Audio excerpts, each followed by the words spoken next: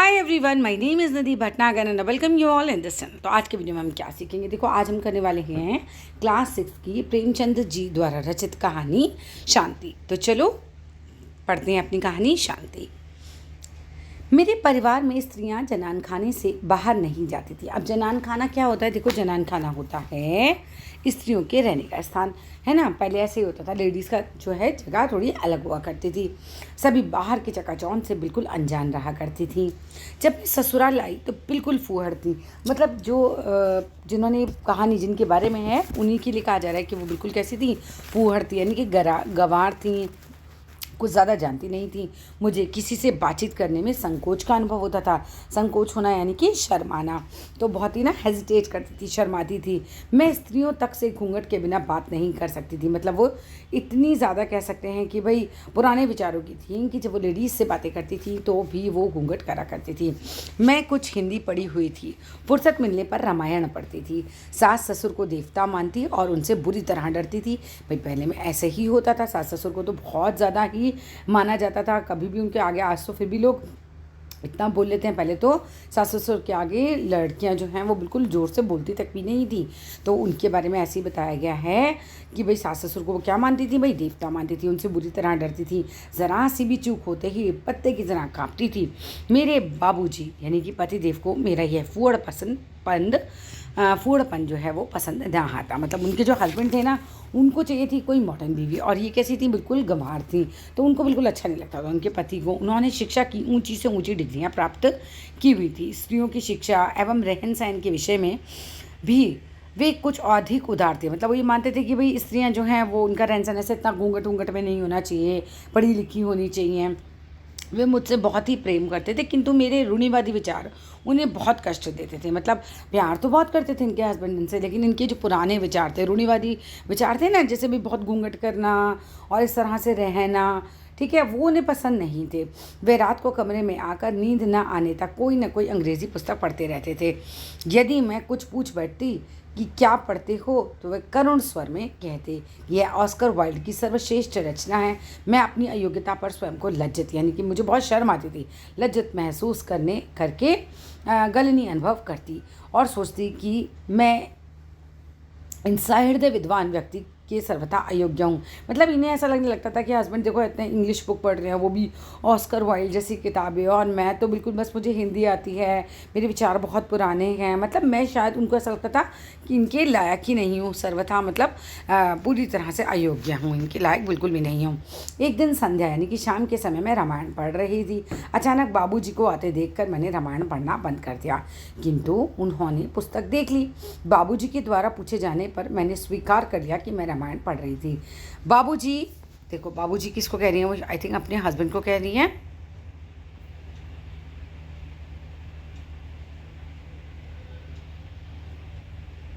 हाँ देखो, बाबूजी पतिदेव के लिए आया है, कि यहाँ पर दे रखा है ना, ठीक है। तो बाबूजी पतिदेव के लिए आया है इनके। अब बाबूजी कहने लगे कि यह सही है कि मैं पुस्तक उदात भावों से भरी हुई है, कि मतलब उन्होंने ये नहीं कहा कि रामायण कोई ख़राब किताब है, रामायण अच्छे भावों से भरी हुई है, उदात भावों से भरी हुई है, लेकिन इसमें मानव चरित्र को अंग्रेज़ी या फ्रांसीसी लेखकों के समान नहीं दिखाया गया है। यानी अंग्रेज़ी और फ्रांसीसी किताबों में जो मानव का चरित्र है वो बहुत अलग ढंग से दिखाया गया है। यूरोप में आजकल स्वाभाविकता का ज़माना है, उनकी रचनाएँ पढ़कर आश्चर्य होता है, बहुत चौंकते हैं। हमारे यहाँ लेखक धर्म और नीति में ही उलझे रहते हैं। यानी हमारे लेखक जो हैं वो धर्म नीति इन सब की बातें ज़्यादा लिखते हैं, इसीलिए कभी कभी अस्वाभाविकता आ जाती है। मतलब ऐसा होना इतना नेचुरल नहीं है जैसा कि वो हमारी रामायण या महाभारत जैसी किताबों में दिखा देते हैं। यह त्रुटि तुलसीदास जी में भी है, यानी यह तुलसीदास जी में भी ये त्रुटि है, यानी कि कमी है, कि वो भी मतलब इस तरह की चीज़ें लिखते हैं। उनकी बात सुनकर मैं अपनी अयोग्यता पर झाँप कर बोली, मैं यह पढ़ लूँ तो बहुत है, अंग्रेज़ी पुस्तक किस प्रकार पढ़ूँ, क्योंकि इन्हें अंग्रेज़ी तो आती ही नहीं थी। बाबूजी बहुत सहनशील थे, यानी कि उनमें सहने की क्षमता बहुत अच्छी थी। कहने लगी, एक एक घंटा रोज़ पढ़ोगी तो थोड़े ही समय में पारंगत हो जाओगी, यानी कि बहुत अच्छे से तुम्हें पढ़ना आ जाएगा। पारंगत हो जाना मतलब क्या होता है भाई, किसी चीज़ में निपुण हो जाना। तो परमात्मा भी सुंदरता इसीलिए देता है कि उसको श्रृंगार करो, स्वच्छता का ध्यान रखो। मैं दिन रात मेहनत करके इसीलिए कमाता हूँ कि इस द्रव्य का सबसे उत्तम उपयोग हो। द्रव्य यानी पैसे का। स्त्रियाँ केवल घर के कार्य करने, पति सेवा या व्रत रखने के लिए नहीं है, वो कहते हैं है ना। बात तो सही है, स्त्रियाँ केवल घर के काम करने के लिए, पति की सेवा करने के लिए, व्रत रखने के लिए तो नहीं है। उनके जीवन का लक्ष्य इससे कहीं और ऊंचा है। स्त्री पुरुष की अर्धांगिनी मानी गई है। अर्धांगिनी मतलब आधा अंग, ठीक है, आधे शरीर की स्वामिनी अर्थात पत्नी कहते हैं, पत्नी को कहते हैं अर्धांगिनी। मेरे और तुम्हारे विचार, आमोद प्रमोद अलग अलग हैं। इस प्रकार तुम इस जीवन में मुझे किस प्रकार सहायक हो सकती हो। मतलब तुम बिल्कुल भी ऐसी नहीं हो, है ना। मतलब तुम्हारे पढ़ना, तुम्हारा विचार, तुम्हारा रहन सहन सब बिल्कुल मुझसे बहुत ही अलग है। तो किस प्रकार तुम मेरे जीवन में सहायक हो सकती हो। बाबूजी का कथन बिल्कुल यथार्थ था। यथार्थ था मतलब बाबूजी का कथन बिल्कुल ही सत्य था, ठीक है। मैं उनके लिए बंधन नहीं, उनकी सहचारी, सहचरी का मतलब क्या होता है, सहचरी का मतलब होता है संगिनी, साथी तरीके से बनना चाहती थी। अतः उसी दिन से मैंने स्वयं को उनके अनुसार ढालने का दृढ़ संकल्प कर लिया कि भाई अब तो मैं बिल्कुल जैसा ही चाहते हैं ना वैसा ही बन के रहूँगी। पहनने ओढ़ने का शौक़ सभी को होता है, फिर मैं अपवाद कैसे हो सकती थी। यानी कि मुझे भी पहनने ओढ़ने का शौक़ था। मेरे मायके में मोटा खाया एवं मोटा पहना जाता था, यानी अच्छी क्वालिटी का। मेरी माँ और दादी स्वयं सूत काट कर जुलाहे से बुनवा लेती। बनाव श्रृंगार या महीन कपड़े की ओर रुचि दिखाती ही अम्मा फ़ौरन टोक देती कि बनाव श्रृंगार भले घर की लड़कियों को शोभा नहीं देता। मेकअप वगैरह करना। धीरे धीरे मुझ में परिवर्तन आने लगा। अब बाबूजी की ज़िद के सामने मेरी यह झिझक जाती रही। वह मेरे लिए फैशनेबल साड़ियाँ, जूते व कामदार स्लीपर लाया करते। मैं इन सबको केवल बाबूजी के सामने ही पहनती। मैं इन्हें पहनकर घर के बाहर नहीं निकलती। यानी पति के सामने तो वे सब चीज़ें पहन लेती थी, फैशनेबल साड़ियाँ, जूते, है ना, कामदार स्लीपर वगैरह सब किसके सामने पहन लेती थी, वो अपने हस्बैंड के सामने। उन्हें लगता था उनके हस्बैंड इससे काफ़ी खुश हो जाएंगे, तो इस तरह का काम अपने हस्बैंड के सामने करती थी।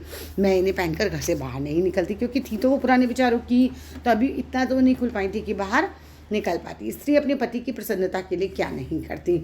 अब घर के कामकाज में मेरा मन नहीं लगता था।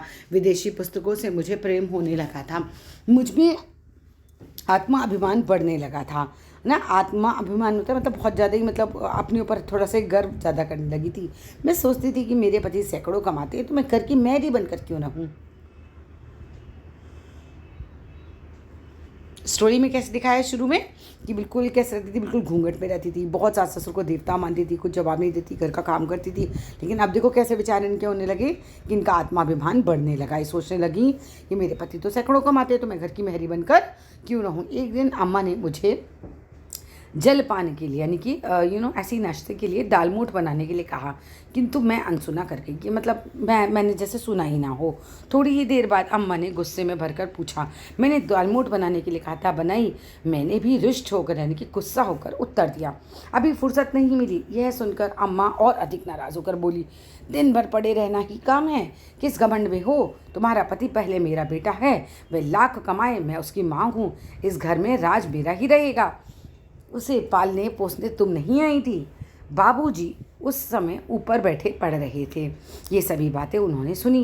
रात को उन्होंने मुझसे कहा कि इस बात की आशा न करना कि अब अम्मा के स्वभाव में कोई सुधार होगा। यानी कि देखो, अम्मा का स्वभाव तो पूरी ज़िंदगी जैसा रहा है वैसे ही रहेगा, कोई उसमें कुछ भी बदलाव या सुधार नहीं होने वाला। तुम जितना भी सभ्य बनने का प्रयत्न करोगी उन्हें उतना ही बुरा लगेगा। मैंने यह सोचा कि किसी दूसरे शहर में चलें। मेरी वकालत भी यहाँ नहीं चलती। मतलब पति ये चाहता है कि पत्नी कैसे रहे, बहुत फैशनेबल बन के रहे, लेकिन उसको पता है कि अम्मा जो है वो ऐसा पसंद नहीं करेंगी। तो कहते हैं मेरी वकालत भी यहाँ नहीं चलती, इसीलिए बहाने की आवश्यकता भी नहीं पड़ेगी। उसी दिन से अम्मा ने मुझे बोलना छोड़ दिया। सभी के सामने मेरा उपहास किया जाता, मुझसे बात करना छोड़ दिया क्योंकि इन्होंने बात नहीं मानी थी उनकी, और उपहास किया जाता, मजाक उड़ाई जाती। इसके कुछ दिनों बाद हम इलाहाबाद चले आए। बाबूजी ने पहले ही 2 मंजिला मकान ले लिया था, यानी कि 2 फ्लोर वाला मकान ले लिया था। हमारे यहाँ 5 नौकर थे और हम केवल 2 प्राणी थे। अब मेरे पास घर का कोई काम ना था। यहाँ पीतल के बर्तन बहुत कम थे। भोजन मेज पर आता था। पहले मुझे कुछ शर्म आती थी, लेकिन धीरे धीरे मैं अपने मेज पर प्रसन्नतापूर्वक भोजन करने लगी। हम बिल्कुल पैदल न चलते, गाड़ी पर ही जाते। बाबूजी की आमदनी अभी बहुत कम थी। उन्हें चिंताकुल देखकर, यानी कि चिंताकुल का मतलब क्या होता है भाई, चिंता में, परेशानी में, चिंता से ग्रस्त, ठीक है, देख कर मैं कहती कि कोई छोटा मकान लेकर व्यय कम कर दो, यानी खर्चा कम कर दो, 2 नौकरों से काम चल जाएगा। किंतु हुआ उल्टा ही।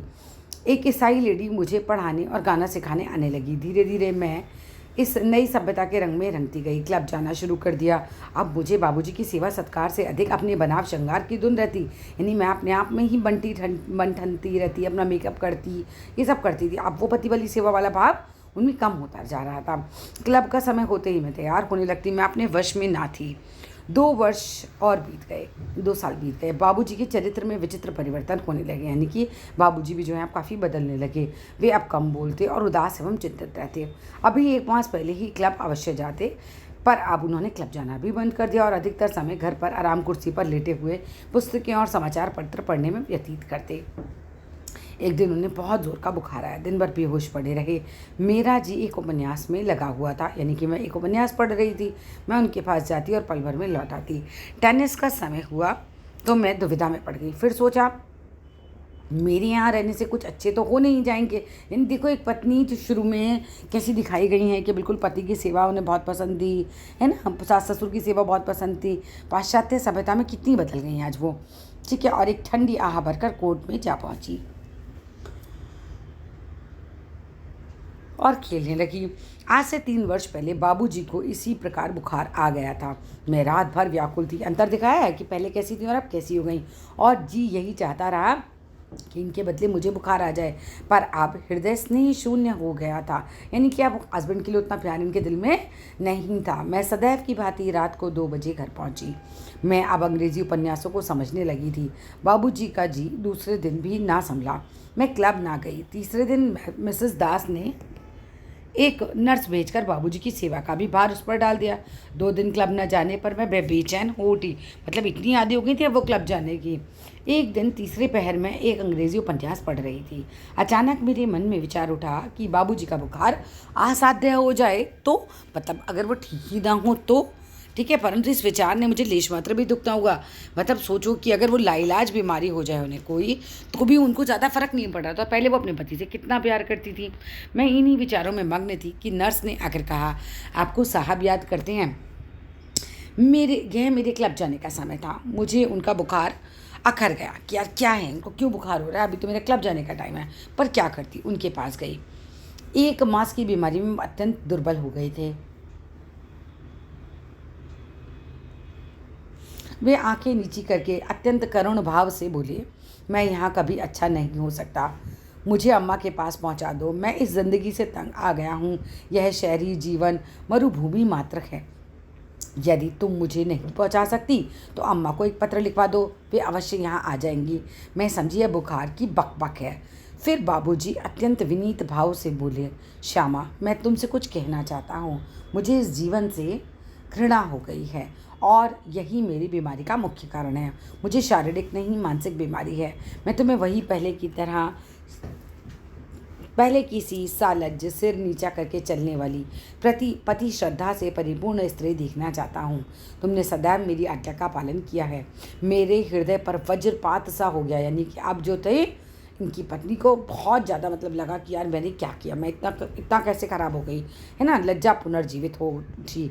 जैसा वो लज्जा करती थी, शर्माती थी, और कहना चाहिए उनको मतलब बहुत ही ख़राब लग रहा था, बहुत शर्मिंदगी हो गई थी। यहाँ तो ये कह सकते हैं कि उनको बहुत शर्मिंदगी हो रही थी कि यार मैं कितनी ख़राब स्त्री बन गई। अंतरात्मा ने कहा, अवश्य मैं अब वह नहीं हूँ जो पहले थी। मैं दोनों हाथ जोड़कर बाबूजी के चरणों में जा गिर पड़ी। ये देखिए दिखा रहे हैं ना। अब मैं अपने घर पर आ गई हूँ। अम्मा जी अब मेरा अधिक सम्मान करती हैं। मुझे अपनी रामायण महाभारत में अब वही आनंद प्राप्त होने लगा है। और यही थी प्रेमचंद जी की कहानी शांति। वीडियो अच्छा लगे तो ज़रूर लाइक कीजिएगा, शेयर कीजिएगा, सब्सक्राइब कीजिएगा। Thank you.